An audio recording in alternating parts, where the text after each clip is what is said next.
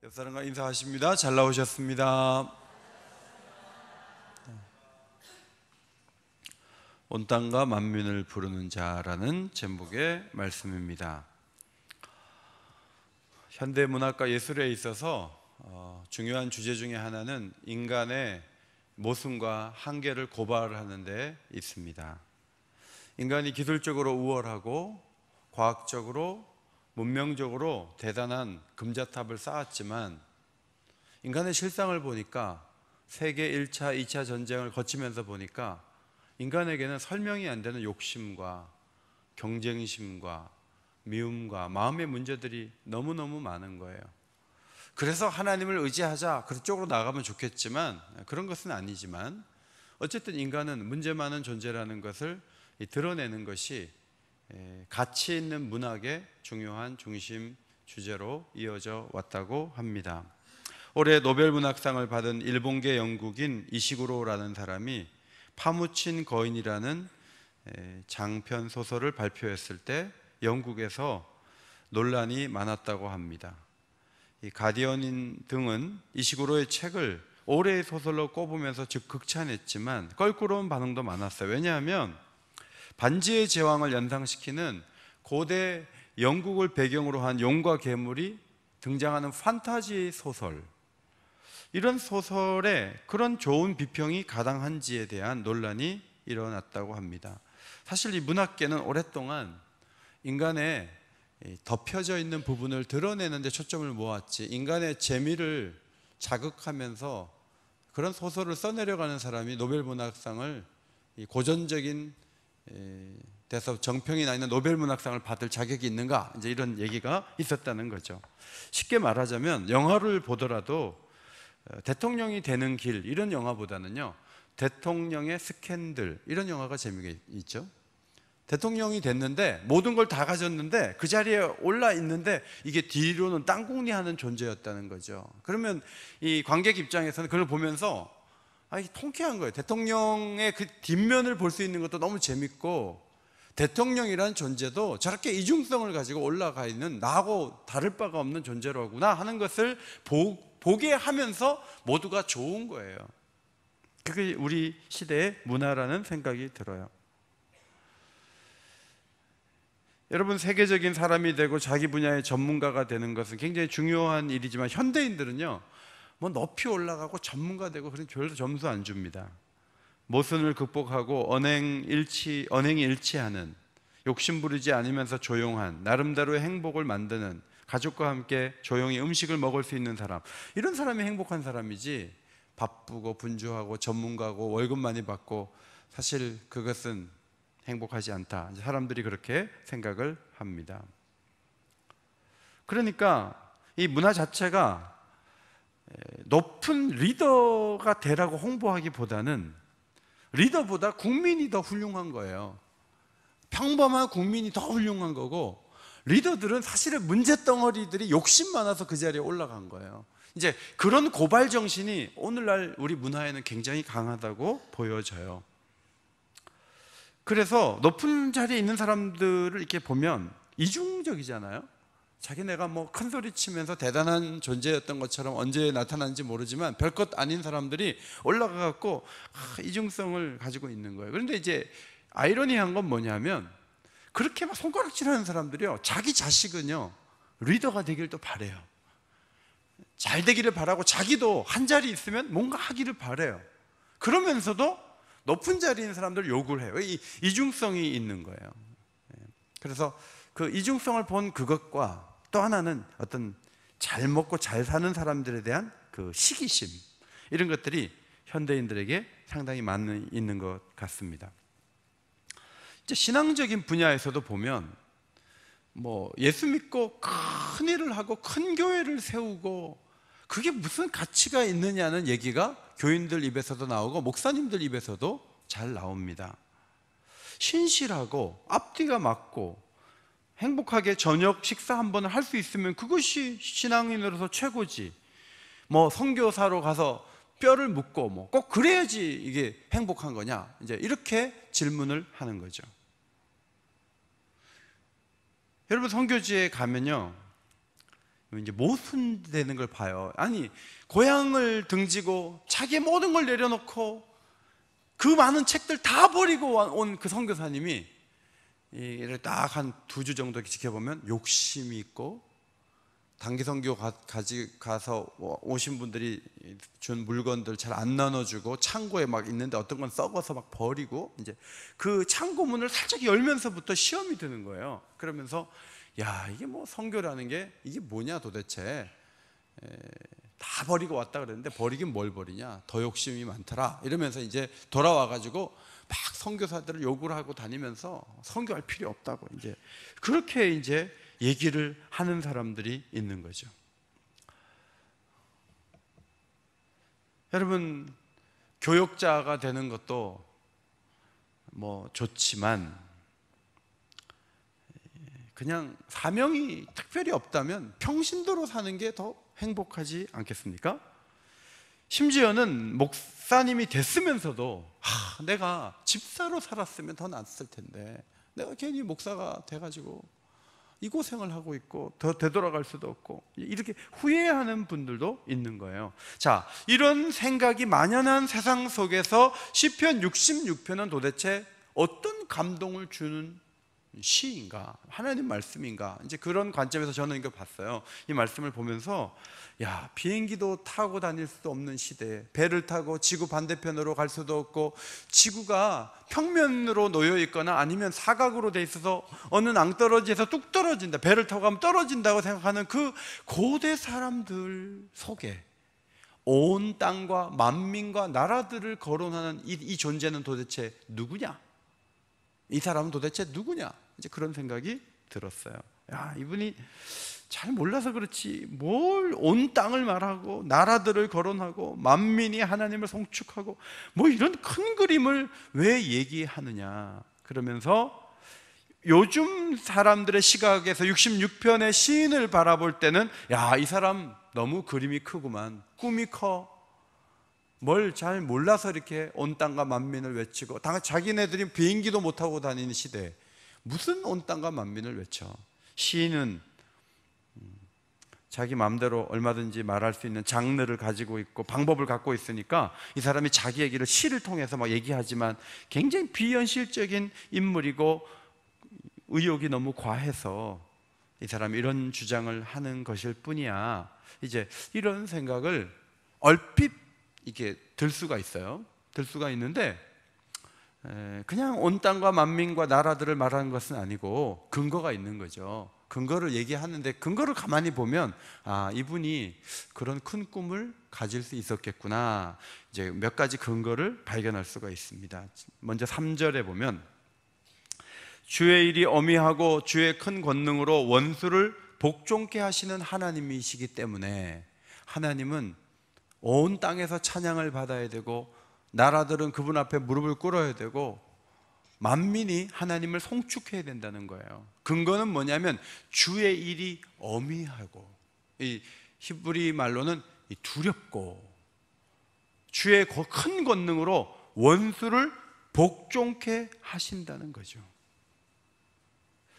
5절에도 와서 하나님께서 행하신 것을 보라 그랬어요.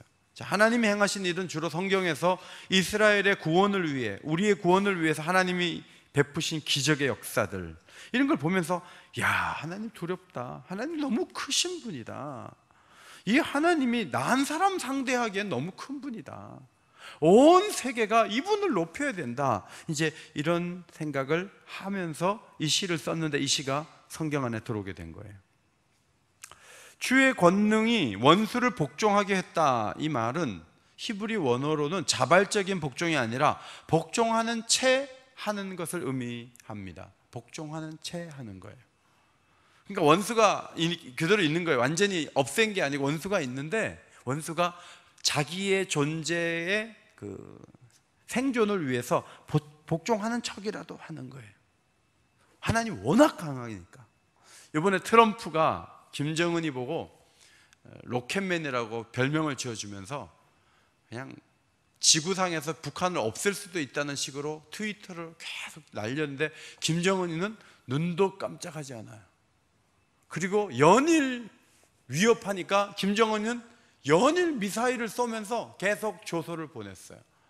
여러분, 미국이란 나라는요, 온 세계를 몇 번 망하게 해도 할 수 있는 핵무기를 갖고 있어요. 사실 전쟁이 일어나면 북한은 완전히 초토화될 수밖에 없어요. 그럼에도 불구하고 김정은은 감히 전쟁을 일으키지 못한다는 약점을 잡고 아무리 얘기를 해도 복종하는 척하지 않아요. 네 맘대로, 나는 계속 할 건데 너는 얼마 있으면 또 선거해야 되고 내가 더 오래 간다, 이런 마음을 가지고 얼마나 세계를 향해서 호령하는지. 그러니까 김정은이가 복종하는 척 하려면요, 트럼프보다도 훨씬 더 강해야 돼요. 막 천둥도 치고 하늘에서 불도 내릴 수도 있어야 돼요.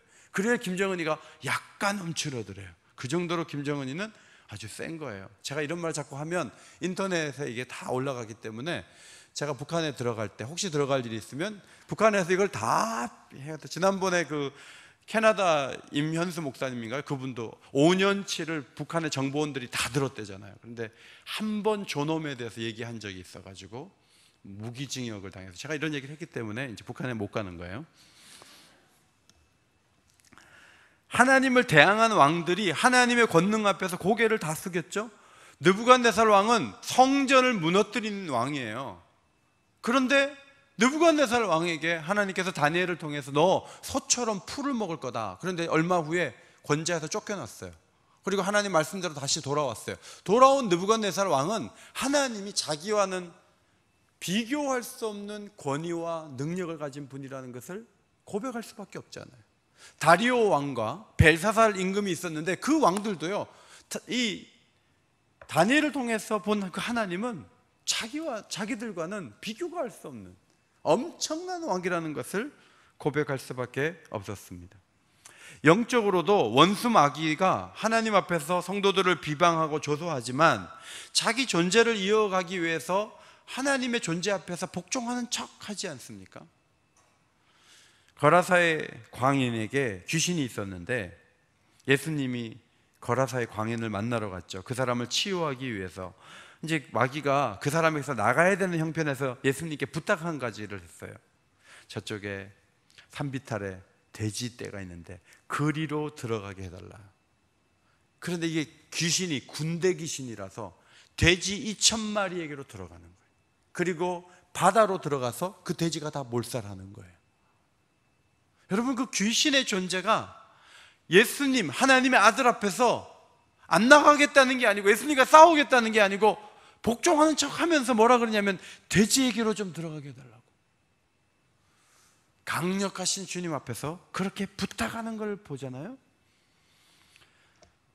여러분, 시인보다 우리는 신약을 알고 있고 2000년 교회사를 알고 있기 때문에 하나님에 대해서 더 큰 증거들과 크신 분이라는 근거들을 우리는 갖고 있는데, 그것을 많이 가지면 가질수록 우리 속에 어떤 생각이 드냐면 하나님을 더 많은 사람이 찬양해야 되겠구나, 하나님을 높여야 되겠구나 하는 하나님의 크심을 인정하는 사람들이 더 많아져야 되겠다는 생각을 갖고 있으면서 우리가 선교적인 의욕을 갖게 되는 거죠. 다수의 불신자들이 하나님을 외면하는 이유는 하나님의 하신 일에 집중하고 그걸 찾아내려고 하기보다는 하나님의 모순에 집착하기 때문에 그래요. 하나님이 힘이 있다면서 왜 악을 방치하셔? 하나님이 힘이 있는데 왜 성도들에게 이런 고난이 일어나지? 살인을 명하는 하나님이 예배받을 자격이 있을까? 왜 예수님만이 유일한 길이라고 주장해? 그런 식으로 하나님을 불의하게 계속 논리를 따라서 말하면서 신은 없었어야 될 존재이고 실제도 없다, 이것을 증명하려고 많은 불신자들이 움직이고 있어요. 그런데 문제는 뭐냐면 그런 불신자가 문제가 아니고 교회를 다녀요. 예배를 드려요. 그런데 교회를 다니는데 예배를 드리는데 성도들이 무슨 생각을 하냐면 하나님의 부정적이고 이해할 수 없는 면에 집착하면서 하나님의 모순을 붙잡고 주일날 예배를 드리고 금요일날 기도회를 나온단 말이에요. 그러면서 시큰둥하고 있는 거예요. 그건 신방을 가도 안 되고 상담을 받아도 안 되는 거예요. 그냥 마음속에 자기가 주목하는 게 하나님의 크신 일이 아니고요, 하나님의 이해할 수 없는 면이에요. 그걸 딱 붙잡아요. 그리고 찬양을 작게 불러요. 그리고 기도하자 그러면 얼른 집에 가요. 교회에 오는 것은 자기가 그냥 신분을 유지하기 위해서 오는 거예요. 그런 교인들이 적지 않게 늘어가고 있는 것이 현실이에요. 모순이나 말도 안 되는 사건과 현재의 고민, 나 이거 안 풀기 전에는 하나님 찬양하고 싶지 않아, 이 생각을 하는 거죠. 그리고 개인적인 고뇌와 함께 점점 더 신앙을 힘을 잃어버리면서 나은 사람한테도 찬양받기에 초라한 신을 만드는 거예요. 오늘 시인은 두려운 하나님, 원수를 굴복하게 하신 사건을 묵상하면서 하나님이 온 땅의 하나님이요 만민에게 송축을 받으실 분이십니다, 이렇게 아름답게 글을 썼는데 그 글이 성경 안에 들어와 있잖아요. 여러분, 이런 사람들이 성경에는 많이 발견되는데 그 중에 한 사람이 여리고성에 살았던 기생 라합이에요. 라합이 목숨을 걸고 이스라엘의 정탐꾼을 지붕에 숨겨줬거든요. 숨겨주면서 한 말이 이거예요. 자기가 출애굽하는 과정에 대한 하나님에 대한 소문을 들었다는 거예요. 그래서 이런 말을 했어요. 자, 여호수아 2장 9절과 11절 앞에 보시고 큰 소리로 읽겠습니다. 시작. 우리가 너희를 심히 두려워하고 이 땅 주민들이 다 너희 앞에서 간담이 녹나니 우리가 듣자 곧 마음이 녹았고 너희로 말미암아 사람이 정신을 잃었나니 너희의 하나님 여호와는 위로는 하늘에서도 아래로는 땅에서도 하나님이시니라. 민족적으로 보면 민족을 배신한 거예요. 여리고성 망하는데 정보를 주고 숨기고, 여리고성 사람이면서도 이스라엘 사람들로 투항했기 때문에 이 여자는 민족적인 관점에서는 배신자예요. 우리로 말하면 일본이 왔을 때 일본에다가 다 정보 주고 그 앞에서 움직이고 그랬던 사람이었던 거죠, 그 민족적으로 볼 때는. 그런데 이 사람이 자기의 인생을 걸면서 정탐꾼을 숨겨주고 안전하게 가게 하면서 자신들의 가족이라도 살려달라고, 표를 달라고 어떻게 하면 되냐고 얘기했던 이유 중에 하나가 뭐냐면, 하나님이 얘기를 들어보니까 위로는 하늘에서도 아래로는 땅에서도 하나님이라는 거예요. 이런 신을 누가 당하냐는 거예요. 이런 신의 보호를 받는 백성 속에 내가 들어가고 싶다는 거예요. 성경 공부한 게 아니에요. 교회를 오래 다닌 게 아니에요. 소문 듣고 그런 거예요. 소문 듣고. 그보다 귀한 믿음인 줄 믿습니다. 제가 교회에 이렇게 보니까 성경 공부 많이 했는데요, 너무 논리적이어서요 신앙이 안 자라는 분도 계세요. 그리고 성경 공부 근처도 안 가신 분 계신데 너무 순수하고 너무 성품이 좋고 너무 신실한 분들이 계세요. 그러니까 앞으로 성경 공부하지 말라는 뜻은 아니에요. 그러나 그런 현상이 있다는 거. 어릴 때부터 교회 다닌 것도 아니에요. 어느 날 교회 왔는데 하나님에 대해서 마음을 활짝 열어요. 그리고 주목을 뭘 하냐면 하나님이 이루신 일에 주목을 하는 거예요. 오래 다녔는데 자꾸 신앙이 안 좋아지는 이유는 모순에 주목해, 안 되는 것에 주목해, 현재에 주목해. 믿음이 안 생기는. 기생이라도 마음을 여니까 위대한 믿음의 조상이 된 줄 믿습니다. 이것이 성경이 보여주는 가능성이고 축복 아닙니까? 왜 이스라엘 백성들은 광야에서 그 많은 기적들을 보면서 왜 자꾸 신앙이 흔들리고 애굽으로 돌아가려고 하고 왜 그랬어요? 이유가 뭐예요? 하나님이 행하신 일을 잊어버려서 그래요. 어떻게 잊을 수가 있냐는 거예요. 자기가 죽을 어떤 병에 걸려서 고생했는데 어느 병원 가고 깨끗하게 치료받고 지금 살고 있어요. 그런데 그 의사 선생님하고 그 병을 어떻게 잊어요? 아니면 자기가 벌써 죽었는데. 그러나 하나님은 우리가 하나님을 잊는 것이 가능하다는 것을 알고 계시기 때문에 이런 말씀을 하셨어요. 신명기 8장 14절, 내 마음이 교만하여 내 하나님 여호와를 뭐한다? 잊어버린. 하나님이요 대단한 일을 과거에 많이 해도 우리가 하나님을 잊어버릴 수 있는데, 그것은 우리가 치매에 걸리거나 망각증이 걸려서가 아니라 우리가 교만할 때. 교만하면요 주로 누구를 묵상하냐면 자기를 묵상해요. 야, 내가 그래도 해가지고 우리 전도회가 그래도 이만큼 된 건 다 내 덕분이고, 교회가 그래도 이 정도로 돌아가는 거는 내가 그때 막 애써가지고 막 해가지고 지금 교회가 이렇게 된 거고, 그쵸, 자식들이 이렇게 움직이고 하는 것도 내가 그냥 새벽기도 해가지고 내가 쟤네들을 키워갖고 내가 오늘 저녁밥 먹여갖고 내가 오늘 데리고 왔다 이래가지고 전부 내가 다 하고 교만하게 될 때 하나님이 하신 일이 별로 없죠. 그러다 보니까 늘 내가 중심이 되다 보면 하나님을 잊어버릴 수밖에 없게 되는 거죠. 그러다 보면요, 불안함을 우상 숭배를 하면서 해결을 하려고 하는 거예요. 자, 사진을 하나 보여드릴게요. 제가 지난주에 글 썼는데 사진 준비됐어요?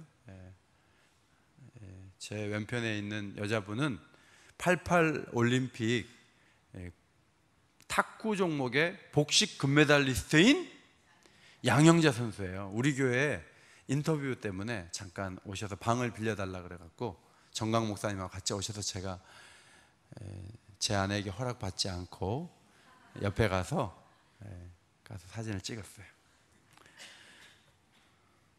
여러분, 제가 이분을 딱 보면서 이제 이런 생각을 할 수 있는 거예요. 탁구 라켓을 딱 주면서 영광입니다.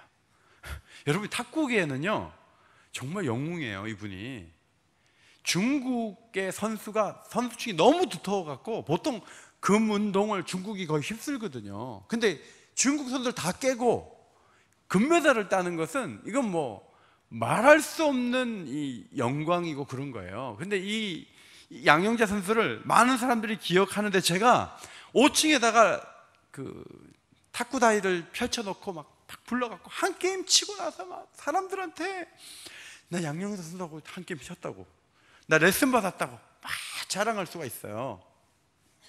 그게 제가 할 수 있는 작은 소망이에요. 그런데 제가 생각을 가만히 해보는 거예요. 나 혼자 양영자 선수하고 탁구 한번 쳤다고 그걸 자랑하고 다닐 건가? 아니면 양영자 선수를 만나는 기쁨을 더 많은 사람에게 나눌 것인가? 이 생각해 보는 거예요. 해서 어떻게 되냐면 탁구를 좋아하는 우리 동네 탁구 동호회 사람들이 한 40명 되거든요. 그 사람들하고 만남을 제가 추진하는 거예요. 그래갖고 이은호 목사님 덕분에 양영자 선수 만났다고, 그래가지고 만나게 해가지고 막 좋아하는 모습을 보면서 제가 좋아하는 거는 이건 고상한 기쁨이에요. 양영자 선수가 하나님은 아니지만 여러분이 하나님을 생각할 때 내 필요를 채워주고 내게 만나주시고 나를 도와주시고 오늘도 나를 기쁘게 해주시고 내 아픈 것을 해결해 주시고 이렇게 이런 데만 즐기는 분으로 삼을 것인가? 아니면 온 땅과 만민이 하나님을 만나서 나와 같은 기쁨과 은혜를 나누도록 하는데 쓰임받을 것인가? 이것도 중요한 거죠. 저는 양영자 선수 그 네이버 기사를 읽으면서 이분이 대단한 분이구나 그 생각이 들었어요. 왜냐하면요, 이제 금메달을 땄잖아요. 금메달을 딴 다음에 몇 년 후에, 얼마 후에 몽골 선교사로 나갔어요. 여러분, 탁구계에서는 1부, 2부, 3부 이렇게 부가 있고요, 거기 선수가 있고 거기에 메달리스트가 있고 하는데 이게 층이 어마어마하게 높거든요. 그래서 우리 동네 같은 데서 동호회에서 이분을 한번 모시려면요 적어도 몇백만 원은 줘야 될 거예요. 근데 지금은 인기가 좀 줄었지만 90년대 한참 양영자 선수를 모두가 바라보고 있는 그 즈음에 양영자 선수가 동호회 오라는 데만 가도 한 달에 수입이 몇 천만 원이에요. 그런데 이분이 탁구로 선교하겠다고 몽골에 갔어요. 그리고 그곳에서 14년을 남편은 기자였다가 신학을 하고 목사는 안수는 안 받았는데 선교사로 같이 막 일하고, 지금은 남편이 그 번역 선교사, GBT 같이 번역하는 선교회에서 번역 선교사로 일을 하면서 얼마 전에도 네팔에 또 가신다는 얘기를 들었어요. 저는 이분을 이렇게 보면서 자기가 금메달리스트로 살 수 있는데, 자기가 행한 걸 가지고 내가 금메달을 땄다고 얘기하면서 평생을 살 수가 있는데, 이분이 거기에 집중하지 않고 하나님이 행하신 일을 드러내기 위해서 탁구는 하나의 작은 도구에 불과하고 선교사로 나갔구나. 그리고 지금은 한국이 선교지니까 돌아와가지고 열심히 선교 사역을 감당을 하는 거예요. 온 땅이 찬양을 받아야 된다. 하나님을 만나면 그 생각을 갖는 것이 정당하고 올바른 태도인 것이죠.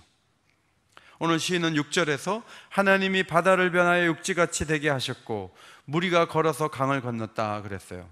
출애굽의 구체적인 사건을 주목한 거죠. 여러분, 바다가 갈라졌다. 대단한 일 아닙니까? 바다가 갈라졌다. 이 강을 건넜다는 말은 저는 요단강인 줄 알았더니 이 시에는 바다와 강이 이 세트가 돼서 같이 나올 때가 참 많은데, 강이란 단어가 기품이라는 의미도 있어서 바다와 기품을 같이 볼 때 이게 하나의 홍해 사건을 의미하는 것이다. 이제 그 해석이 정당한 것 같습니다. 하나님이 왜 바다를 변화 육지되게 했죠? 야, 내 힘 좀 볼래 한번? 이러니까 그냥 쫙 길이 생기고 그냥 탁 덮치고, 그렇게 하신 게 아니죠. 자기 백성들을 구원하기 위해서 그렇게 한 거예요. 하나님은요, 자기가 대단한 존재인 것을 과시하려고 한 번도 막 자랑하듯이 이렇게 한 적이 없어요. 하나님은 자기 백성의 구원과 공급과 또 사랑을 누리도록 하기 위해서 기적도 주시고 움직이시죠. 예수님이요, 돌을 떡 만들 수 있는데 안 만드신 거예요. 예수님의 삶 자체가 자기 편의에 따라서 그렇게 기적 일으켜갖고 옆에서 이렇게 간식 먹고 떡 먹고 그런 분이 아닌데, 사단 원수 마귀는 그런 식으로 예수님의 능력을 써보라는데 주님은 싫다는 거예요. 성전에서 또 떨어져 내려오면서 사람들이 그런 식으로 하라는 거예요. 예수님 싫다는 거예요. 그런 식으로 해서 사람들을 끌어가고 싶지는 않다는 거죠. 거절하신 거죠. 시인은 홍해의 기적을 말했지만 시인이 알지 못하는 더 놀라운 기적 한 가지가 있습니다. 그것이 무엇인가 하면 하나님이 사람 되셔서 이 땅에 오시도록 예수님을 보내준 사건이에요. 예수님이 이 땅에 오셔서 십자가에 죽으시고 3일 만에 살아나셨어요. 그리고 구름 타고 올라가셨어요. 그 기적이 우리에게 일어났는데, 그러면서 주님이 우리도 죽을 몸이 다시 살아날 것이다, 부활의 세계가 있고 영생의 세계가 있다, 이제 그런 말씀을 우리에게 주셨단 말이에요. 우리가 복음을 받았잖아요. 이 복음을 가질 때 우리에게 자연스럽게 일어나는 반응이 뭐냐면 온 땅과 만민이에요. 따라합시다. 온 땅과 만민. 예수를 믿으면요, 자연히 성령이 오시고 성령이 오셔서 깨우쳐 주시는 길을 자연스럽게 걸어가다 보면 온 땅과 만민으로 갈 수밖에 없어요. 그것이 가장 정당한 것이고 그것이 자연스러운 거예요. 오늘 시인은 홍해 사건을 거론하다가 6절에서 이렇게 외쳤죠. 따라합시다. 우리가 거기서 주로 말미암아 기뻐하였도다. 지금 시인이 무슨 말을 하는 거예요? 지금 홍해가 일어난 지 몇백 년 전 사건일 텐데 자기가 거기 있었다는 거예요? 이게 시의 장점이죠. 시인은 지금요, 홍해 현장에 자기가 아는 성도들이 거기 같이 있다가 나온 사람처럼 고백하잖아요. 이게 신앙이에요. 나는 뭐 기적도 한 번도 안 일어나고 주의 음성 들어본 적도 없고 나는 신앙이 경험이 없어요. 이제 이렇게 말하는 분이 있어요. 근데 오늘 시인에 의하면 그런 것이 없다고 해도 성경이 믿어지면서 홍해 그 자리 현장에 내가 있었다고 기억하고 그 환호성을 외치고 감격해했던 그 사람들의 무리 속에 나와 우리 성도들이 거기 있었던 것으로 간주하는 믿음, 이것이 하나님의 축복인 줄 믿습니다. 이것이 놀라운 축복이에요. 이게 성경의 장점이에요. 성경이 믿어지면서요, 내가 그 현장에 있는 거예요.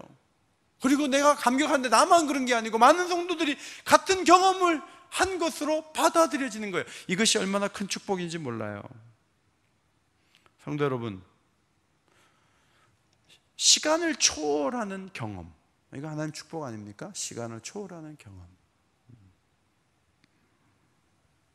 요한계시록에 가면 사도 요한을 마지막 때 모습을 하나님께서 보여주시면서 막 찬양하는 수많은 이들의 음성을 듣게 하시고 14만 4천 명이 보호를 받고 하나님을 경배하는 그 찬란한 현장, 원수마귀가 무너지는 그 현장을 다 보게 하시는 거예요. 자, 현재에서 미래를 본 거예요.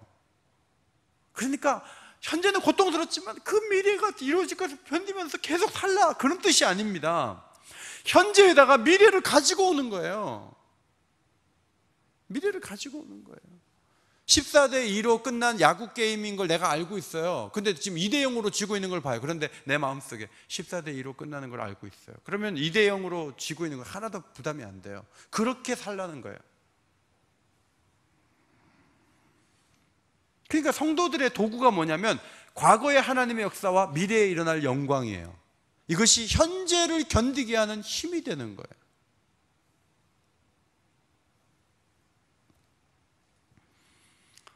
베드로전서 5장 10절, 은혜의 하나님 곧 그리스도 안에서 너희를 부르사 자기의 영원한 영광에 들어가게 하시니가. 자, 지금 고난을 당하는 성도들은 얼마나 고난을 당한다고요? 얼마나? 잠깐 고난을 당한다. 너희를 친히 온전하게 하시며 굳건하게 하시며 강하게 하시며 터를 견고하게 하시리라. 야고보 선생은 내일 일을 너희가 알지 못하는도다. 너희 생명이 무엇이냐? 너희는 잠깐 보이다가 없어지는 안개니라. 그래서 허무주의에 빠지라는 것이 아니죠. 현실의 무게감을 줄이는 방법이 미래를 보는 거예요. 그리고 미래의 영광을 가지고 오는 거예요. 그리고 현실의 무게감을 작게 만드는 거예요. 시인의 걱정이 있다면 7절에 거역하는 이들이 교만해서 하나님을 인정하지 않는 거예요. 그런 게 시인의 걱정이 되는 거예요. 그래서 시인은 선교적이고 세계적이고 우주적인 통찰력을 가지고 독자들인 우리들을 설득을 하고 있습니다. 그는 과거를 오가며 하나님을 기뻐하다가 주 안에 있는 모든 이들이 하나님을 찬양할 이유를 또 한 가지 제시하는데 그것이 9절입니다. 자, 9절 말씀 앞에 보시고 읽겠습니다. 시작. 그는 우리 영혼을 살려두시고 우리의 실족함을 허락하지 아니하시는 주시로다. 그렇게 말해놓고 동의하지 않을 사람들이 너무 많아요. 뭐 실족함을 허락하지 않아. 맨날 실족하게 하면서 돌봐주지도 않고 뭐 이렇게 이제 말할 사람이 있는 사람이 있기 때문에 10절부터 12절도 적었어요. 자, 한 음성으로 같이 읽겠습니다. 시작.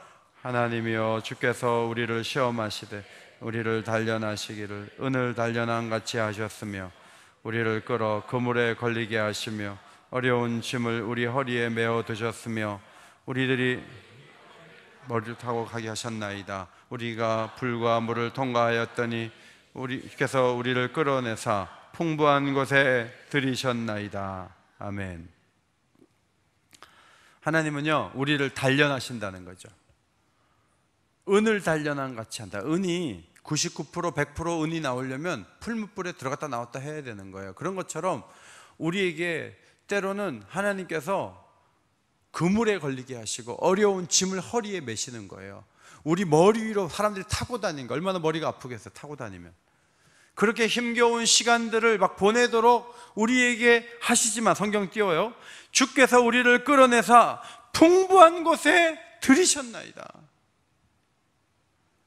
그러니까 우리 모두가 이런 경험을 하고 있기 때문에 이렇게 좋으신 하나님을 온 땅의 만민들이 송축하고 찬양하도록 해야 된다는 거죠. 그런 시대가 와야 된다는 거예요. 10절로 12절은요 욥의 고백 같아요. 욥의 고백. 그런데 이게 우리 모든 성도의 고백이 아닙니까? 시련을 잘 넘어서면 그 다음에 찬양의 사람이 되고 그리고 선교의 사람이 되고 복음을 전하는 사람이 되는 거죠. 저는 지난 주간에 노회가 있고 목사 안수식이 있고 일이 참 많은데 46된 제가 주례한 집사님이 세상을 떠난 사건이 있어가지고 마음이 많이 아팠어요. 여러분도 많이 우시고 힘겨운 가운데 위로의 발걸음을 옮기셨는데, 그 박일환 집사님이 아이를 하나 두고 갔는데 걔는 아빠가 죽은 것도 몰라요. 그래가지고 그 장례식장에 아빠 사진이 이렇게 있는데 들어간 입구에 이제 화면으로 이렇게 있는데 누가 안고 누구야? 그러니까 아빠 이렇게 하는데 아빠는 돌아가셨는데 돌아가신 거 몰라요. 개념 자체가 없어요. 자, 그 모습을 보면서 야, 하나님 잔인하다. 참 긍휼도 없고 어떻게 세상을 이렇게 고난으로 몰아붙이시냐. 이제 이런 생각을 할 수 있잖아요. 예. 근데 이제 제가 몇 번 말씀드렸어요. 주한이라는 그 아이는 23개월이에요. 다음 달에 이제 두 돌이에요. 제가 우리 아버지 돌아가셨을 때는 21개월이에요. 그래서 내가 주한이네 그 유족들에게 얘기했어요. 박일환 집사 유족들에게 나는 21개월 때 아버지 돌아가셨다. 주한이하고 같은 입장이었다. 그런데 계속 주한이가 21개월로 그 자리에서 뭣도 모르고 계속 10년, 20년 계속 있는 게 아니에요. 걔가 이제 커요. 커가지고 어디 예쁜 사람하고 결혼을 해가지고요. 애를 7을 낳는 거예요. 그러니까 걔네들이 다 막 금요기도에 잘 나와.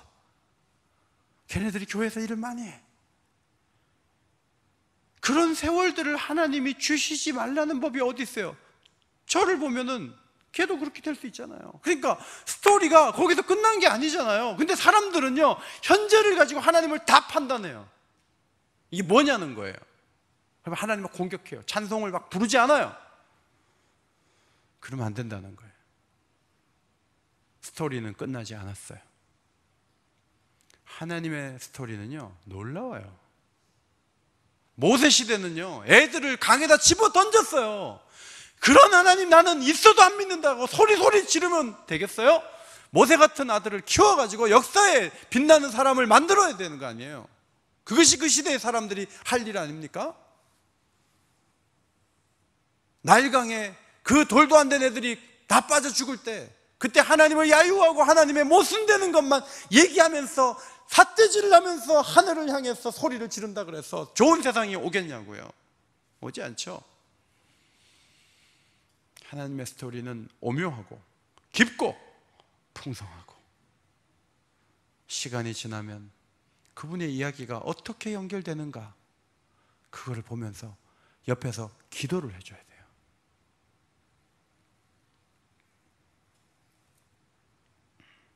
오늘 시인의 위대함은 13절이죠. 내가 번제물을 가지고 주의 집에 들어가서 나의 소원을 갚겠다. 시인은 온 땅과 만민만 얘기하고 자기는 아무것도 한 게 없고 그런 게 아니에요. 소원을 갚고 기도하고 혼자서 만족의 시간을 누리고 혼돈의 세계로 들어가서 그런 사람이 아니에요. 그는 개인적으로 진실한 사람이죠. 먼저 시인은 죄를 이겨내죠. 18절 내가 나의 마음의 죄악을 품었더라면 주께서 듣지 아니하시리이다. 여러분 명분 많이 말씀할 필요 없어요. 날마다 다가오는 죄를 이기고 의심을 이기고 미움을 이기는 거, 이게 중요한 거예요. 오늘도 우리가 금요기도에 나온 거는요, 우리가 죄악을 품기 쉬운 존재이고 죄를 이기기 어려운 존재이기 때문에 그래요. 오늘도 능력으로 무장해서 죄를 이기시기를 주의 이름으로 축원합니다. 그런 사람이 되는 게 중요하잖아요. 만민과 온 땅을 떠들면서 죄악을 품고 산다면 그 사람이 모순된 사람이고 어리석은 사람이고 나쁜 사람이죠. 우리는 그런 사람이 되면 안 돼요. 온 땅과 만민을 말하지만 내 안에 들어오는 죄를 이겨야 돼요. 내 안에 들어온 죄를 이겨야 돼요. 그리고 19절을 보세요. 그러나 하나님이 실로 들으셨으며 내 기도 소리에 귀를 기울이셨다. 여러분 하나님과 1대1의 관계가 얼마나 좋으냐고요. 하나님이 내 기도 들으신다는 거예요. 이 사람이 자기 과시하려고 하는 게 아니에요. 온 땅에 있는 만민들도 자신의 기도에 귀 기울이시는 그 하나님, 좋은 하나님을 만나보라는 거죠. 모두가 그런 행복을 누렸으면 좋겠다는 거죠. 20절 하나님을 찬송하리로다. 그가 내 기도를 물리치지 아니하시고 그의 인자하심을 내게서 거두지도 아니하셨도다. 찬송할 근거를 또 한 가지 제시하고 있어요. 우리의 기도를 물리치지 않으실 것을 믿으시기 바랍니다. 당장에 기도 응답 받았냐 안 받았냐 하지 마세요. 기도는 그렇게 즉흥적이고 하루 만에 되는 게 아니에요. 긴 시간이 필요한 거예요. 기도의 자리에 나왔다 안 나왔다 그러지 마세요. 그저 기도 자리에 꾸준히 앉아 계시라고. 기도한다 그러면 거기 가 계시고, 어디서든지 기도하기를 기뻐하고. 왜? 하나님이 살아계시기 때문에, 하나님이 그분의 인자하심을 거두지 않으시기 때문에. 성도 여러분, 이렇게 좋은 하나님, 여러분만의 하나님이 되지 않고 온 세상의 하나님이 되기를 꿈꾸시는 성도들이 되시기를 바랍니다. 그런 마음이 모아져서 선교적인 교회도 이루고 믿음의 명문 가문도 이룰 수가 있는 거예요. 결론의 말씀입니다. 늘 세상의 모순과 아픔만 주목하지 말고 역사의 길이와 넓이 속에서 펼쳐지는 하나님의 영적인 역사를 볼 수 있는 눈, 그 풍성함을 볼 수 있는 시선, 이것을 늘 갖고 더 많이 찬양하고 더 많이 하나님을 노래하고 복음을 전할 수 있는 주님의 백성들이 다 되시기를 주의 이름으로 축원합니다. 하나님 고맙습니다. 오늘도 시편의 귀한 말씀을 주셔서 감사합니다. 거대한 것을 말하는 사람일수록 내면이 약할 수가 있는데, 오늘 시인은 내면의 분명한 찬양의 이유와 온 땅의 사람들이 하나님을 높여야 될 이유를 분명히 알고 있었습니다. 우리도 이러한 분명한 신학적 근거와 믿음의 근거 위에서 하나님을 찬송하게 하여 주옵소서. 역사의 단면을 보고 하나님을 판단하지 않게 하시고 과거로 올라가 홍해를 같이 건너게 하시며 새하늘과 새 땅이 펼쳐지는 모습을 그리며 그곳에도 있게 하여 주셔서 현실을 더욱더 힘있게 살아갈 수 있는 아름다운 성도들이 다 되게 하여 주옵소서. 성령 안에서 뜨겁게 기도할 힘 주시기를 간구하오며 예수님의 이름으로 기도하옵나이다. 아멘.